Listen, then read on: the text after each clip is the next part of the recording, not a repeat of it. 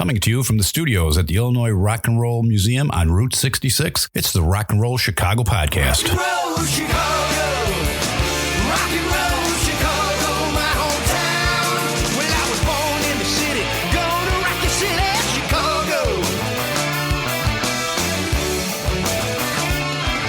Chicago rock and rollers are the best you're ever around. Hey, everybody, it's Ray the Roadie. And this is Hollywood Mike. Ray, how are you today? I'm wonderful. I got a new car. I saw that. Yeah. Yeah, it's a nice car, too. Yeah, I needed it. The trans was going out on the old one. You want to tell everybody what the new one is, or do we want to make Sure, it's a 2023 Ford Escape Platinum. All right. It's got so much crap in there, I don't know how to use it. You know what?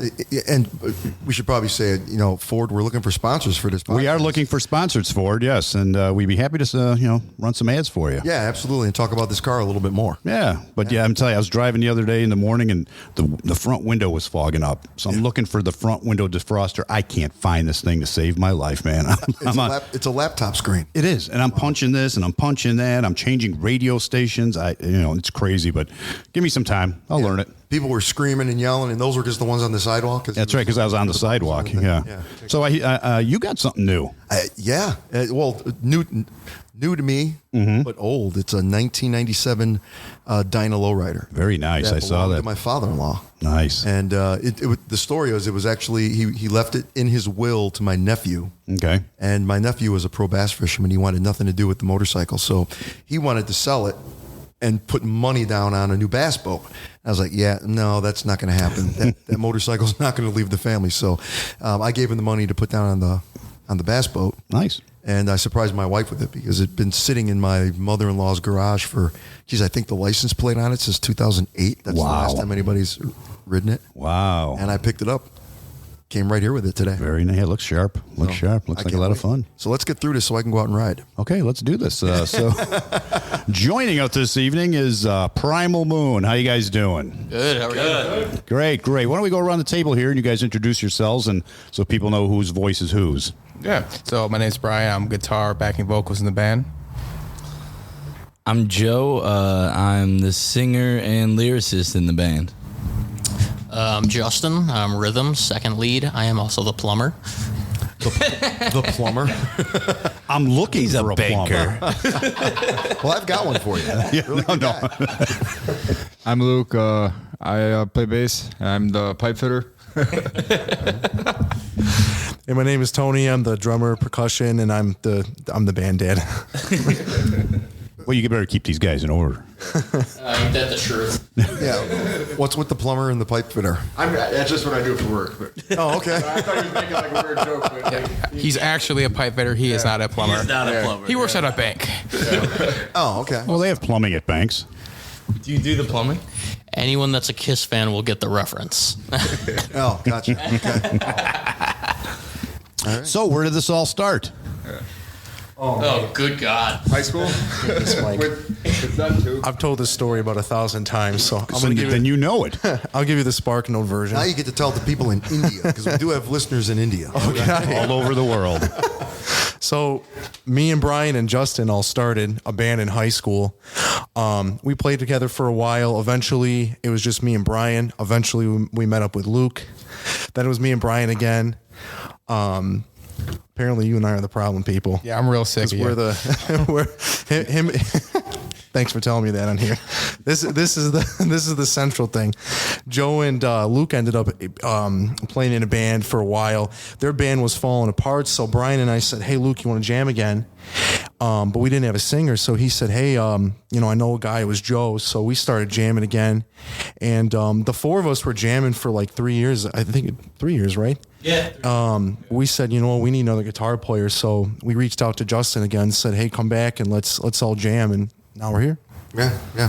And you guys said that when you guys first walked in, you said that you had played a little bit at, it was called Grubin's at one point, but now it's just the Uptown in Plainfield. And, me and Brian and Luke have been playing there.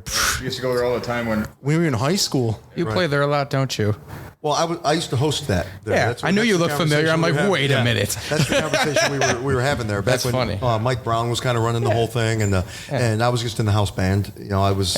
I guess I wasn't the host. I was just in the house band. Yeah. But you look most familiar Yeah. out of all of them, and then you walked in and you looked a little bit familiar to me as well. I wave a sign on a street corner. Is that what you do? For a band? No, that's Right by See me Uptown. that way. He's on to you. okay. Gotcha. Now, did you guys ever go into the studio and record an album? That is a great question. No, so Because I have an album cover in my head, and I'm thinking I'm associating it with you guys, and I just can't remember if it is or not. well, we have a couple EPs out. Yeah? we are. Well, we'll. I'll let you talk, Joe. We've all been in different bands too, so like you might have seen that as well. Yeah. Okay. Yeah.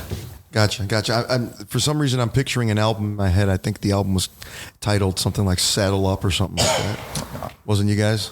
No, we're taking that name. That's the album name. We're changing it. It's ours now. Yeah. Well, tell us about your music. What do you guys doing? Yeah, tell us about the music. Yeah, so right now we have been in the process of recording for about 14, 15 months, just working on this album. We've put out a lot of content during COVID in the time just because we wanted to write. We wanted to do something and put something out there for people to listen to in the time when they couldn't really even see anybody. So at least they could hear us. So we started to promote a little more in the guerrilla marketing format and push out as much content as possible. And now we're recording this our first full-length album. We put out about 3 EPs and a couple singles beforehand. Nice. Now you guys are younger, and you're probably a lot more computer savvy than some of the other guests that we've had on the podcast. During COVID, did you do any of that crazy stuff where you're like playing in your own individual houses as you're quarantining and put it out on the internet and do any of that stuff, or was it just recording and mass marketing? We didn't do too much of that, and for the simple fact of we're a band that's very heavily based on feel. You know, we're blues rooted, so like to do that over the internet, I don't think would capture the same aura as if we were all in the same room, jamming along. Yeah, I don't think it would have worked. Well, I was going to say too, a huge factor in it. So I work in healthcare. I'm a nurse. At the time, I was a nurse aide, but when COVID hit and nobody really knew anything about COVID and everybody was scared for one reason or another, understandably so, everyone was like, dude, I don't want to be anywhere near you, because I was working, I work in the ER, so I was in the thick of it through the whole thing. So yeah, during COVID, I feel like, there was a good 6 months that we didn't see each other. Yeah. They would get together, but without me. But understandably so. I probably would feel the same. But yeah, like they said, after we once we started feeling comfortable getting together again, we went hard. We released the 2 EPs, and then like Joe said, now we're working on the album. Mm-hmm. Now, who are the main songwriters in the band? All of us. Yep. We all write our parts. Okay. Yeah, but lyrics, I've written most of the lyrics except for River's Gonna Rise. Yeah. Yeah, definitely our writing style is very unique in the sense of when we write songs, it's never necessarily like one of us will sit down and like structure the whole thing. It'll be like, hey, I have a riff. Hey, Brian's got a riff. Hey, let's see what we can do with that. And then we'll just try and structure something around that. We'll sit literally for like 2.5 hours and jam. There's one song that we actually recorded, was it back in April? And we literally came up with it. It was just a warm up when we were in the studio prior to that in the same month. We literally came up and we were like, ooh, that's a song idea. So we literally sat, and like 2 weeks later we had a full song, and now it's like stuck to us. Probably one of our best songs, honestly. And it's one of our best songs, probably. And what song is that? Wine and Dine. Yeah, it's called Wine and Dine. It's not out. It'll be on the album. Okay. We freestyled it in the studio. Yeah, sure. I think we did like a 12 or 13 minute version. I think we got it down to about 6 to 7 minutes. But we wrote like that one. It's very free form, but it's also like there's certain parts in it that are like my parts, Brian parts. certain little things are specific to the song, but like the whole song as a whole is just this really loose jam that I don't think before that, at least since I've been in the band, I don't think we've really written. Maybe River, but this one in a studio sense, because that song's only has a live version. So it's like I said, our writing style is very interesting. We really write like a song like Take Off, that we recently released as a single. It's very structured. It's like when you hear it, that's exactly, for the most part, how you hear it live. But then you have songs like, we have a song called River that was recorded way before I joined, and it's like 9 minutes. We've never done it the same. And it's never the same. There's like 80 bars. Sometimes there's like 60 bars if we're cutting time. It's crazy. So yeah. Yeah, when you're saying that you guys just happened to come up with this riff and said, "Hey, we got something here." It's like, I don't know if you knew that Kerry Livgren from Kansas. Yes. He wrote "Dust in the Wind." He was doing finger picking exercises at home, just messing around. And his wife said, "Hey, that sounds like it could be a song," and that came out to be "Dust in the Wind." Half the time, that's how we do it. Yeah. Every musician has a story like that. Like "Life in the Fast Lane" by the Eagles. That was literally a finger warm up exercise that Joe Walsh was doing, and somebody walks in and says, "That's the next song." and The first song we actually released was "Broke Man," and we all wrote that at a open mic. What was the open mic? Hailstorm Brewing. Oh, And, yeah. Like around Villa Park or something like that? It's in Tinley. Tinley. Oh, Tinley. Oh, okay. Yeah, so Broke Man, we just wrote it real quick right there up at our turn. And then a couple months later, we won this little competition at Purdue for Battle of the Bands. Wow. And, I wouldn't call it a win. There were only 2 bands. Yeah. So Wait. There was a Battle of the Bands competition at Purdue University. Yeah. And only 2 bands showed up. Bands is plural, 2 is. Yeah. It was their satellite campus. I was going to say, 50% shot. Is that what it was? It was like Purdue Northwest or something like that? Or whatever. I was going to say, we, like 2 or 3 years before that, remember you, me, and Tony, we were in an old group, and we played that same Battle of the Bands. I think there was 3 or 4, and we got disqualified. I think it was something with the sound guy didn't like us or something. We were too loud or something like that. It probably was like Back to the Future. They held up a sign. "I'm sorry, guys, you're just too darn loud." Like, you're just too loud. They gave you no reason for it. They're just like, nope, you're out of here. They were just like, yeah, no, we're not even going to, like, when they announced, like, first place, so-and-so, second place, so-and-so, third place, so-and-so, good night, and we're like, well, no, fourth place, all right. We've had the cops called to our shows for being too loud in 5 shows in the past 2 years. Wow. Yeah, Yeah, it's kind of nuts. Are you guys really that loud? Yeah, we're pretty loud. We're loud, but like in a, I'd say in like a more organic sense though. We're just, our music is just loud. It's loud, but it's still good though. That is the most poetic way I've ever heard anybody say that we are too damn loud. Yes. Yes. I'm mostly the problem. He starts it. I like high wattage amplifiers for headroom and guitar players out there and bass players. So We all just try to amp it up so we all get louder. Yeah. Just keep turning up. Well, it's funny because last night I hosted the jam at the studio that I told you about, and I got there late because my band had a gig. We were in Montgomery, and I get there at around 9:45, and there's this group of kids that, I mean, when I say kids, they looked. Now, I'm old, so, I mean, they could have been 18 or 19, but I swear to God, they looked 12 or 13 to me. And I know they were young because they were like, we got to get up there, we got to play because we have to go to school tomorrow. But, I mean, so they were literally that young. Yeah, and I walked in, and it was so loud. I have never heard anything so loud in the studio like this before in my life. I couldn't even hear my own voice as I shouted. It was so loud in there. And I don't know for that. Yeah, not for that. I mean, Hey, it depends on the place. We've been that loud. I mean, I think I could speak for Tony and Luke, really, that we've gotten a lot of life lessons from Mike Brown and the crew at the Uptown. So, about dynamics. He told me my voice was too loud. Yeah, did he really? I could see Mike doing that too. Standing there going, "Hey, your voice too loud. That's exactly how I did it. Man, every time we played the studio, it never failed. I got yelled at by somebody for hitting too loud. Never failed. Yeah, But I mean, it stuck with me. I don't play as loud, but Or the Universal. Tell me if you've seen this look before. When he looks over the glasses and he does this. I love that. I love that. That's how you know. oh yeah. We love you, Mike. We love you, Mike. We're not laughing at you, Mike. We're laughing near you. That's all. No, we love Mike, man. You're going to hear a knock at the door in a couple minutes. Yeah, that's right. Yeah, he'll show up. No, true story about Mike Brown. Since we badmouthed him, true story about Mike Brown. I've been in bands for years. Pop, rock, heavy metal, country, all kinds of stuff. And when I guess it was about 10, 15 years ago or so, I turned 40 years old, and I said, nobody wants to see a 40-year-old standing there playing Green Day, nor do I want to stand up here and play Green Day anymore. I said, I'm done with this. I'm going to go back to my roots. I want to learn some blues. And I put together a 3-piece band, and I said, let's go road test this, this garbage, right? So we went to Uptown. We went to Grubin's, and there's Mike Brown, and he says, okay, go up on stage, right?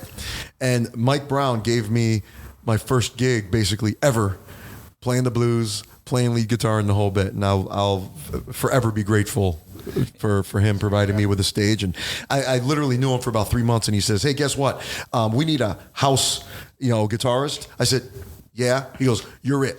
I mean, there was no asking. He just goes, you're it. That's Next awesome. thing you know, that's how I ended up working in the house band at the Grubin's, all because of Mike. But what I was thinking is, you guys said that you guys are blues based, right? That's what I do. I've been in rock bands, but I tell everybody I'm a blues guitarist. I fake rock and roll, right? And you hear me play, you always hear the blues. I don't care if I'm covering, I don't care if I'm covering an Ozzy song. I play a solo. It's going to sound like you're going to hear the blues in it, right? Are you loud out of necessity?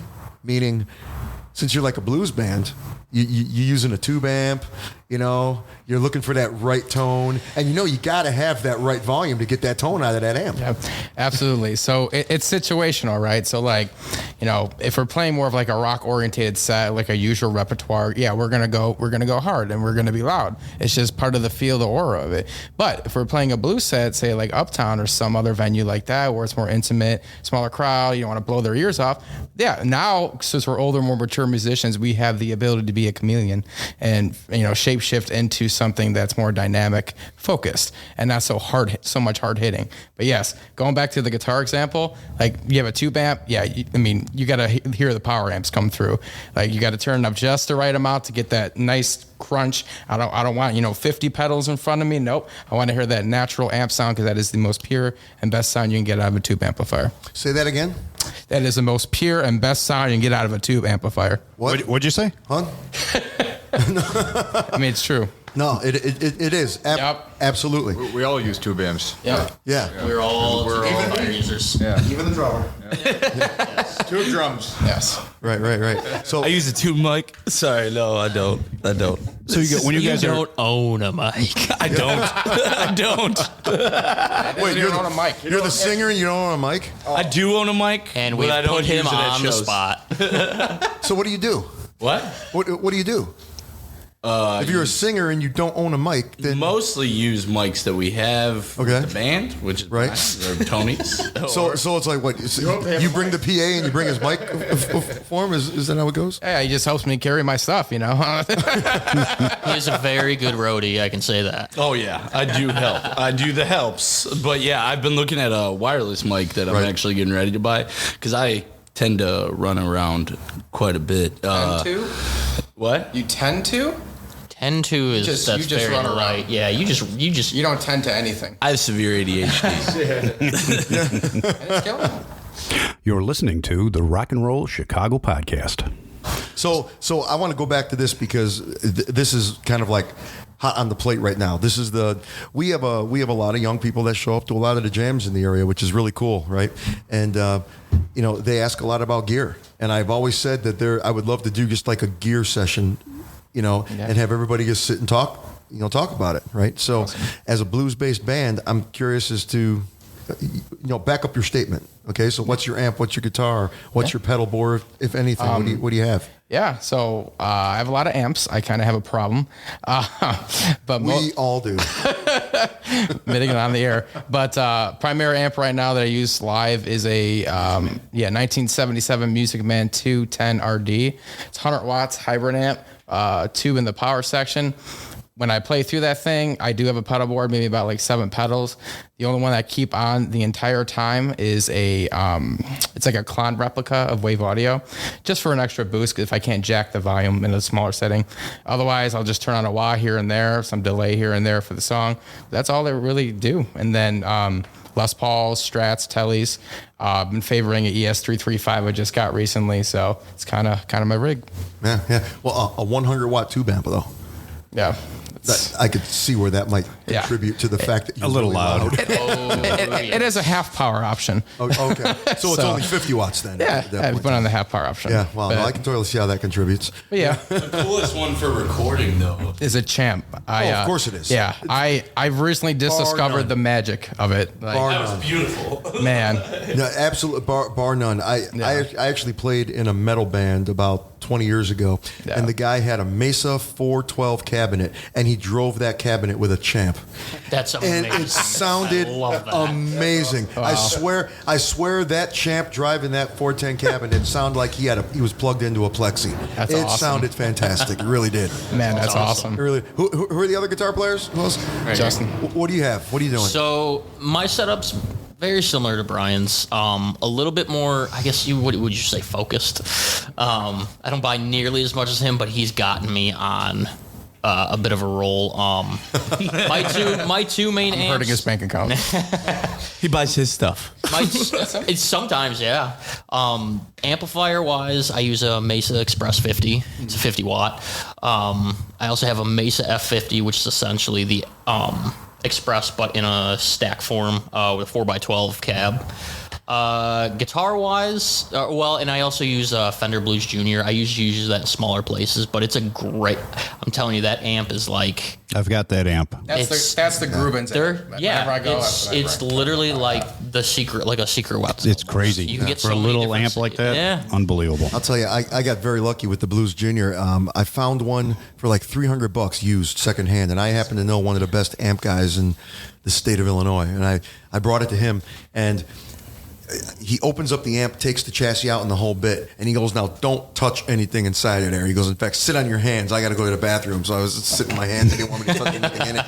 And when he comes back, the thing is turned on, it's plugged in and everything, and I'm just playing through this thing, and he's adjusting all the little pots and everything while I'm playing and boosting everything internally, because they won't do that for you from the factory. It's it's set the way Fenders are going to set it. And then he put then the speaker that's in it. I think it's a red Eminence or something like that. It's a red aluminum framed speaker, which is not anything else. Yeah. All you have to do is plug a guitar into this amp. It sounds so unbelievable. And the other thing that he did is he put the mid range EQ before the overdrive of the amp, which is a feature that you find on Dumble amps. Yeah. So now when you plug this thing in and just use the volume knob on your guitar, I swear to God, the thing sounds like a lightly driven overdrive special. You got to send me this guy's information now. I won't mention it live on the podcast. He's actually been on the podcast, but I'll guarantee you've met him and you've played with him, especially if you've gone to the Uptown. Oh, there you go. Yeah. I'll let you know. Yeah. And then in terms of guitars, I play a black Gibson SG. Yep. Then I have a Gibson Les Paul Classic. That one has P90s in it. It's more of a studio guitar, but I'll break it out live once in a while. 2021 Telecaster. It's an Open G, a la Keith Richards. We do a lot of stuff in the Open G tuning. So, and then I just bought a 70s. It's a 20-year-old 70s reissue BC Rich. I don't want to say the name of it on air because I don't know how you guys feel about swearing. But it's okay. We don't give a shit. it's a BC Rich bitch. Yeah. A natural colored, very like Joe Perry-ish. So I was like, I have to have that. So that's I plan on debuting that one live very soon. But I guess I'm a little more punky than Brian is, so I like my distortion pedals, but I don't like to push it too much to where it sounds super compressed. I am so disappointed you guys didn't bring instruments. I knew as soon as we told him, like, everything we You got have. what? My bass is in my car. Oh, okay. Oh, I kind of ran in here, but Who my wants to- acoustic's in the car. Oh, jeez. Well, go get it. Yeah, we got. Can we go get it? Go get it. Did anybody else bring something? No. Go get a bass. All right, BRB. Hold on. Let's pause. We'll talk to. Yeah, we can pause we can this pause. right it. there. Sounds Yeah. good. Hi, I'm Rick Anthony. I'd like to thank my radio brothers, Ray the Roadie and Hollywood Mike, for allowing me to tell you about my podcast, the Someone You Should Know podcast. We spotlight musicians, authors, and interesting people, and we like to say we're making a difference one artist at a time. The podcast is heard twice a week on Mondays and Thursdays, and you can check it out on your favorite streaming platforms and on the web at someoneyoushouldknowpodcast.com. That's the Someone You Should Know podcast with me, Rick Anthony, making a difference one artist at a time. I'm Christy from Crime Cave Podcast. I've had a huge interest in true crime since my days of watching marathons of Snapped back in the mid-90s. I needed an outlet to talk about the cases that have haunted me for a very long time. With each episode under 20 minutes, I shine a light on some of the most bizarre cases in the last 50 years. Join me in the Crime Cave. Alrighty. What you guys going to play for us? Which one do you want to do? I would either say Lazy Sunday, Prone to Wander, or Crumbling. That is up to you. If you want to do Lazy Sunday, What do you guys think? Lazy Sunday? Yeah, do Oh, Lazy no, we'll do. You need the capo? Yeah, for that. Okay, so we'll do Crumbling. Okay. Okay. Yeah, we'll try it that way.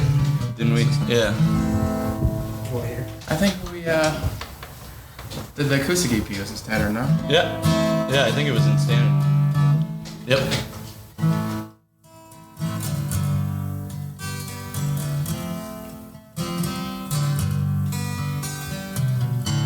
Our Father, forgive us, for we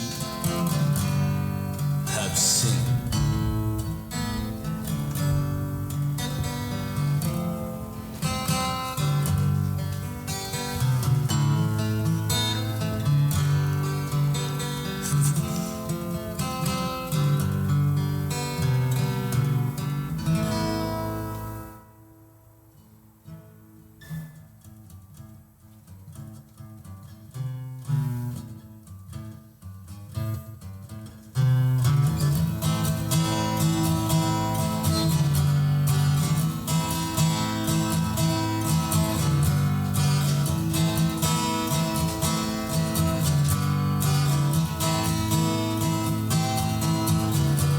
The world is breaking and crumbling down. Nobody's knowing who they can trust now. Society's lost and it'll never be found. Hatred flowing and growing so loud.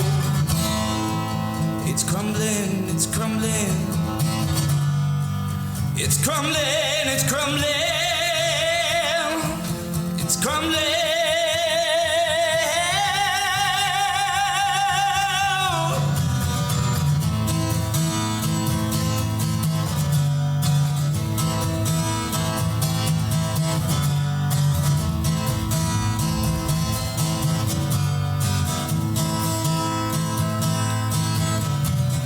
Every leader is all out for themselves. Everyone taking and giving no help. Our hearts are all locked in a cage. We are filled with unholy rage. It's crumbling, it's crumbling. It's crumbling, it's crumbling. It's crumbling.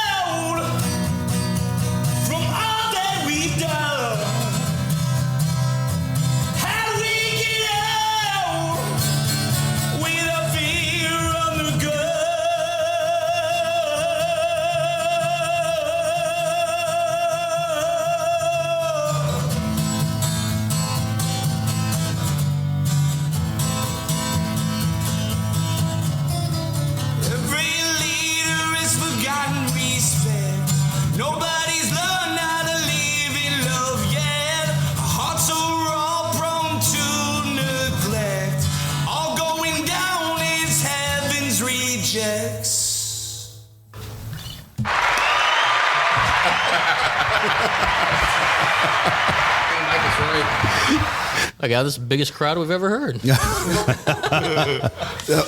That was really good. Yeah. You're too loud. No. I told you. No, that was awesome. That was fantastic. That was almost Ronnie James Dio over Brown in there. Yeah. That's what I was thinking. Yeah. Yeah. Excellent. Yeah. What was that called again? Crumbling. Crumbling. You can find it, the acoustic and the electric. Why is he all of a sudden talking so loud? Crumbling. Yeah.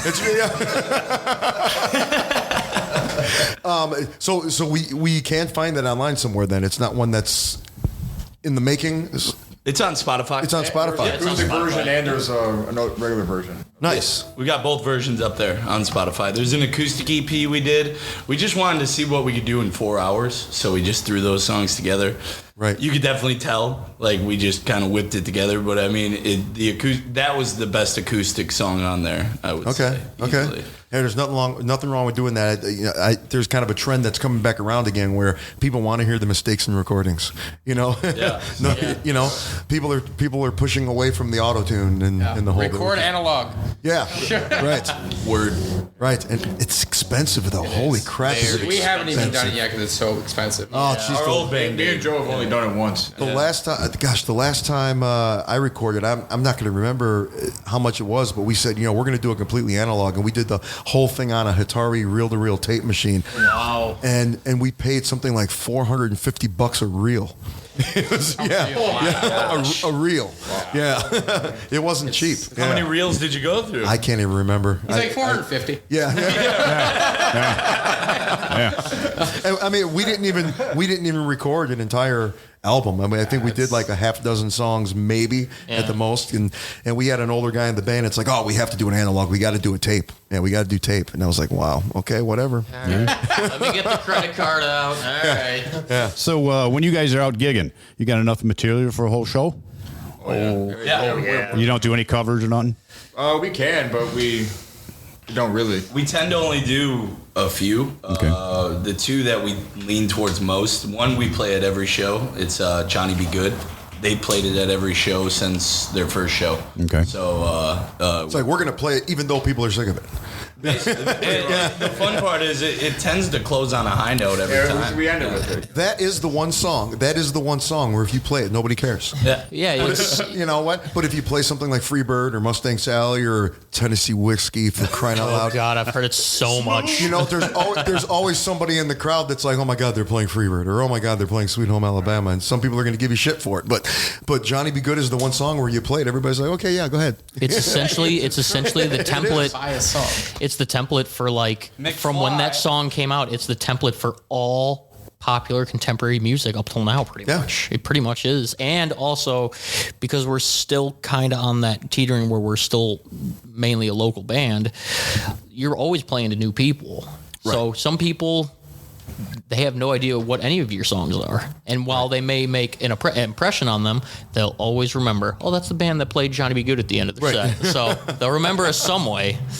I just played it 3 times in one weekend. So We also do another one that's played a lot in the blues scene, Going Down.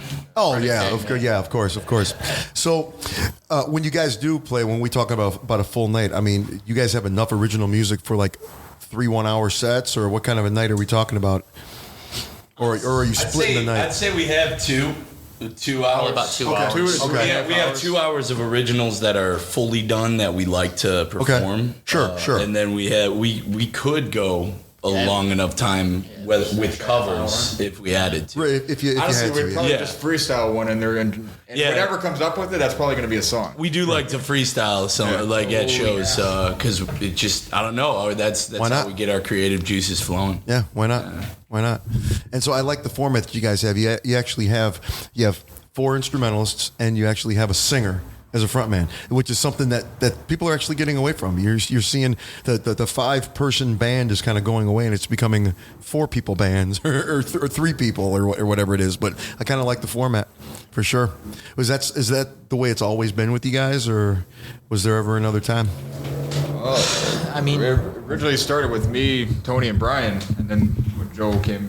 Yeah, so then we were for. we were around for a bit, and then we were always looking for. We had one or two guitarists. We had a couple auditions beforehand. We had a keyboardist at one point. Yeah, he played a show with us, but none of them just stuck. Okay. But Justin, he came to the first practice, his audition, just fully ready. He had been practicing all of our songs, been looking at our discography intensely. Right. So we were like, oh, hell yeah. Okay. Excellent. Yeah. Excellent. So what kind of place do you guys play? I mean, we play like wherever people will let us play, pretty much. I mean, we just played Cubby Bear. All right. Nice. We were talking about upcoming shows. We're playing at the Roxy in Lockport, right across the street from the studio. Yeah, I just played there on Saturday night. Have you ever played there before? Never. No. I played there. So Jessica Endress, who's the manager of the place, so we actually interviewed her on the podcast a few weeks ago. Great girl. She's so fun. Yeah. And we just played there on Saturday. If you've never played there before, you're gonna have a blast.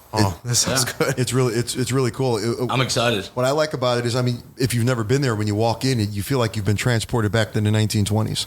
It's very old. It's an old movie theater, and the original projector is right there when you walk through the front door, through the vestibule. It's got the marble floors and awesome. Incandescent lighting and the whole bit. You feel like we're underdressed. You feel like you should be wearing a hat and a zoot suit. It's really a cool spot. So I hope you guys do well. Thank you. It sounds like it sounds like the music that you guys play is going to be a good fit for that place. Yeah. So what's coming up next? So we've got that. Lords of Loud, actually. There's a band that has kind of challenged us. Okay. They say they're louder than us. So we're Coming for taking you them guys. down. They are going to hear it, literally.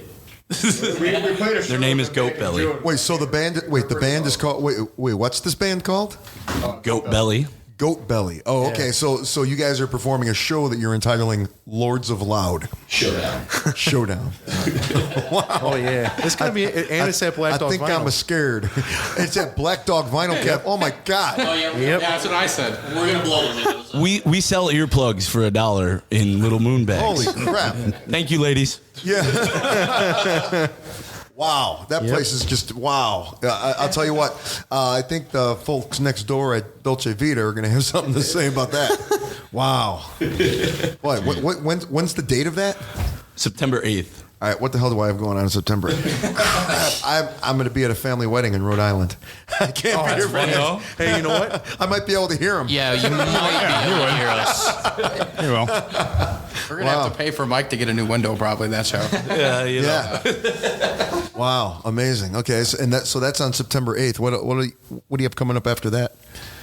September 22nd at the Roxy, which is the one we were that's the talking about. 22nd at Yep, the Roxy. and then we've also got an acoustic show up in Wonder Lake. I believe it's the 16th of September as well. An acoustic set. Okay, that's cool. That'd probably be more my speed. I'm getting old. I don't know if I want to hear all the loudness. Yeah. even their acoustic show is really loud. It is. Ear shattering. Everybody's bleeding. The window was rattling behind me. Thought I was going to come in. So, how about you guys bring us home with another song? Yeah. Do you want to just do Let me get my earplugs right on the spot? Improv? Yeah, I guess let's try it. The funny thing is, I thought I was just going to blame the guitar players for why their band is too loud. No, that's not the reason why whatsoever. Not always. They've got a very powerful singer. They do. Yep. Need loud amps to keep up with them. Yeah, they need that. Brian's always been that loud, so it was way before Joe. It was a match. It was a match. Then it just got louder. We can probably back this up a little bit. Yeah, possibly. Put it outside. Joe, go on the other side of the room. Yeah, I Go in the other room. Go in the other room. I'll back this more, actually. All right. Ready? Blues? Sure, why not? All right. Bear and Juliet.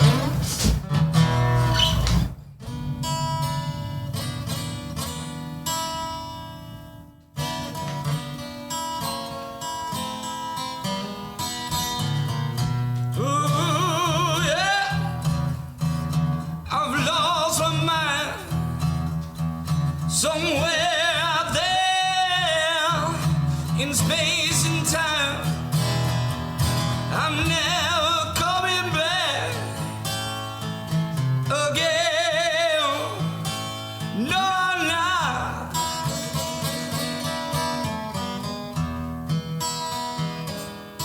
Gonna go out here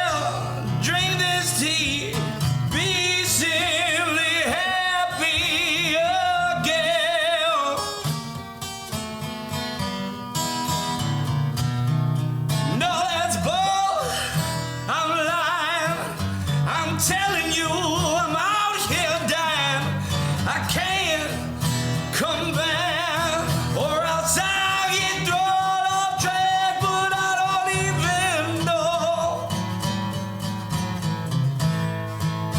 if I'm going the right way.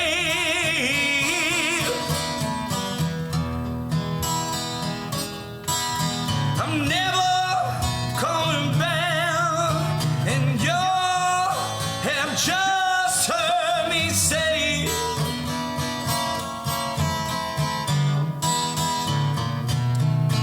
oh, I hurt my pride on other things, but I keep dying, but rise my key, I'm gone. No big old star in love. We're gonna play guitar, got blues. Once we pack up and choose, we'll never come back again.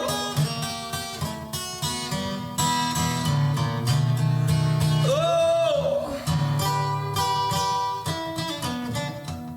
listen now. You thought you had the right mind to somehow come out and talk like that to us.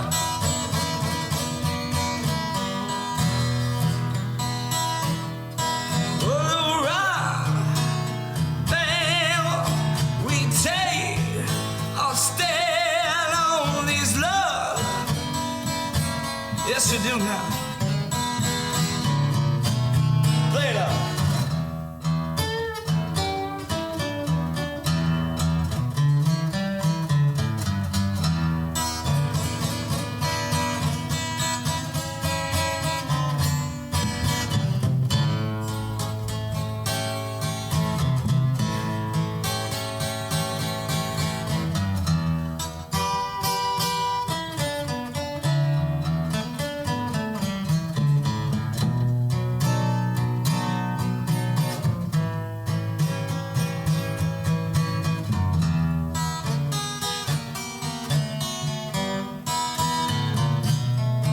Now I tell you now, I'm gonna run away, and y'all ain't gonna see me on that day. Gonna escape somewhere you will never find.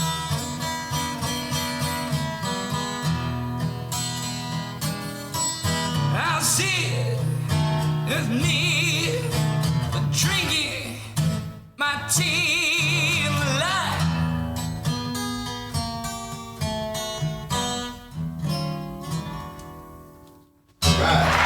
And here's your next song.